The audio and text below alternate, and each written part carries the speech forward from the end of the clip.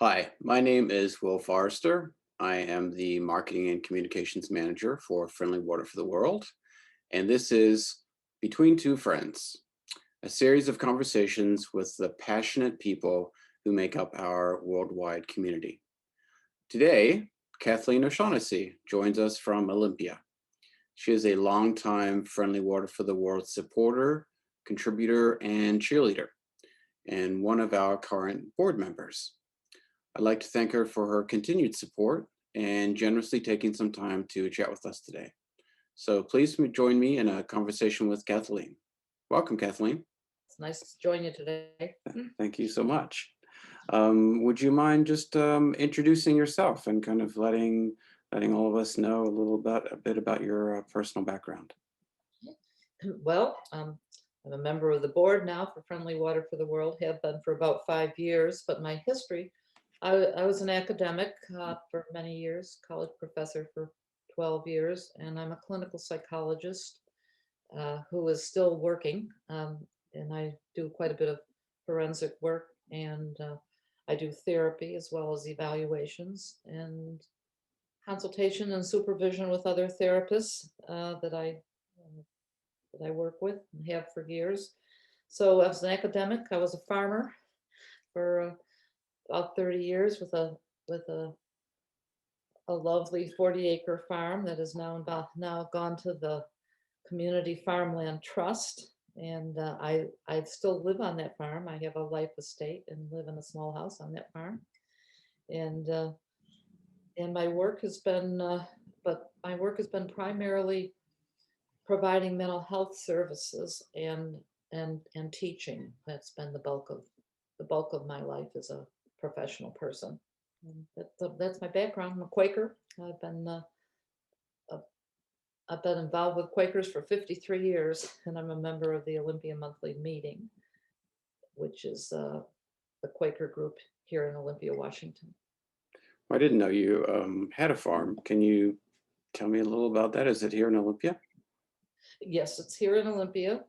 It's at the tip of Totten Inlet, which is at the tip of Puget Sound in Olympia. And it's a 40-acre farm, diversified farm.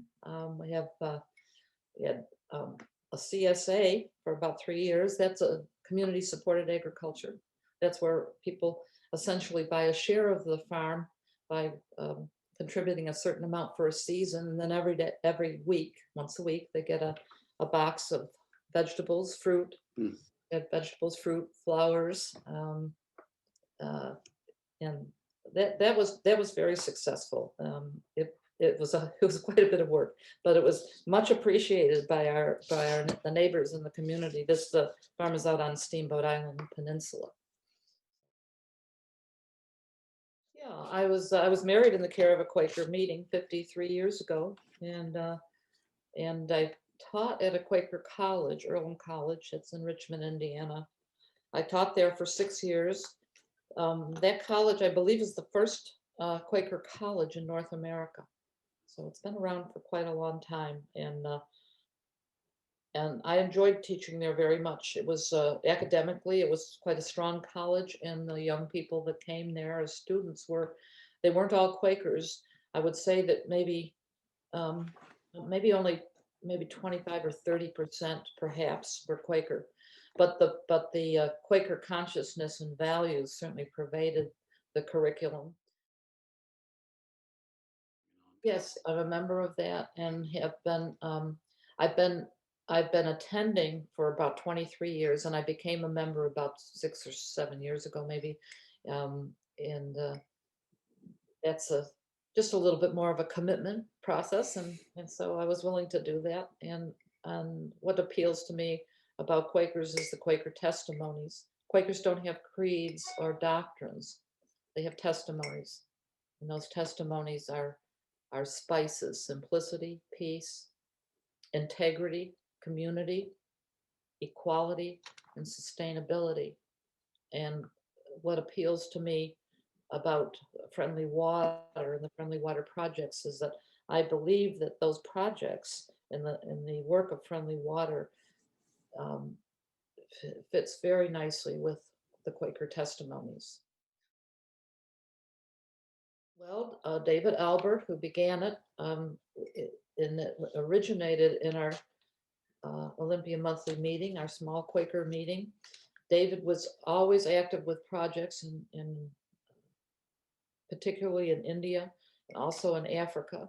And I was a contributor to many of those projects. They were things like, buying purchasing goats for women that could be sustainable and help in very poor areas, building cinder blocks, housing for people, small community-based projects.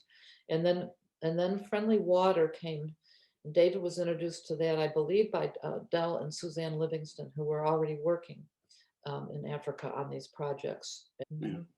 And then David, he knew I was very interested. So once he worked on getting a board together, he was always after me to become a board member. And I resisted him for probably 5 years. I didn't, I was very interested in the project, but I didn't want to become a board member unless and until I felt confident that I had the time to devote to the project, to be an active board member and not just somebody that went to a meeting once a month. Yeah, I'm kind of a hands-on, Mm. boots on the ground kind of person.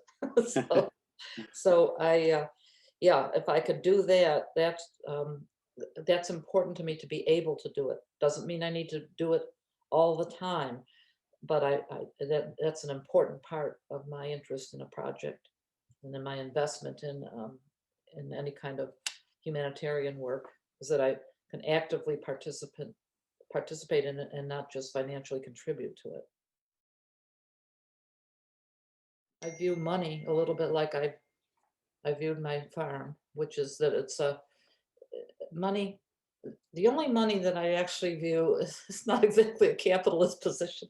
The only money that I actually view as mine is my earned income that I made by my work over the years. And so um, if you make a decent living, then you have the opportunity to make a lot more money by investments. And so money that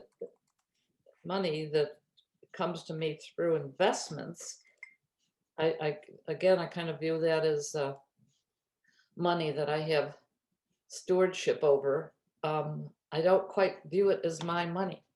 It is technically, but I don't exactly view it that way. And so then I feel like I'm tasked with sort of divvying that money up in a more fair way.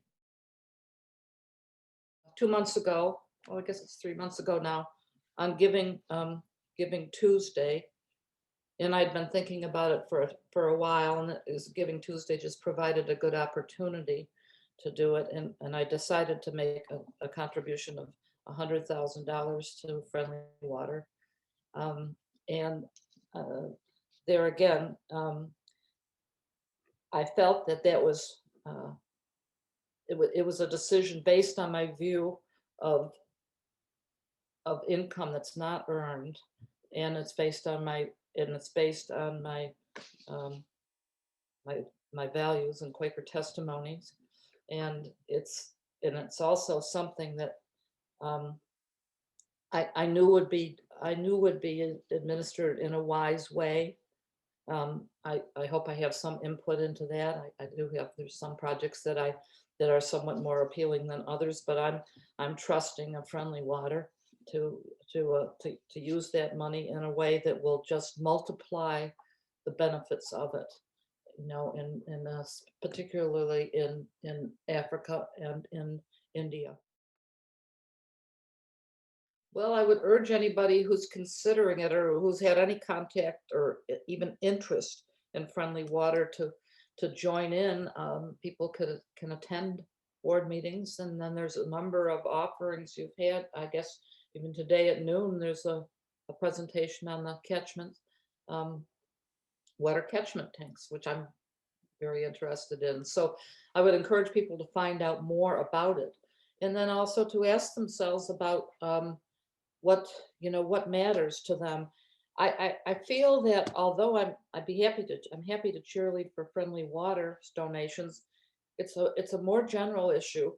And some people prefer, for example, to give nationally, not internationally. I think that's fine. I think it matters less, in a sense, what they give to than that they give. Mm. Because I'm looking at it. I get benefits from giving as well.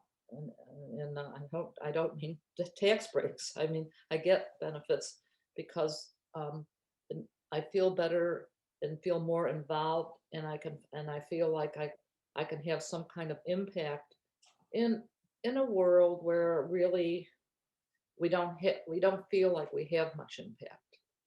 And so for me, that's a helpful thing.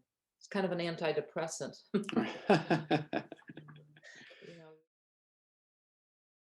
know, I hope to stay on the board, although it's healthy for board to have turnover, but maybe I'll stay there at least a little bit longer.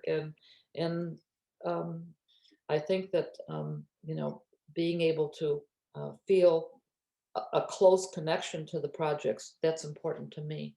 I don't want to be too many steps removed um, from what's actually going on. And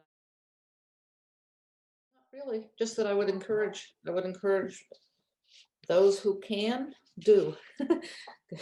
Open your pocketbooks Okay. because your money will be well spent.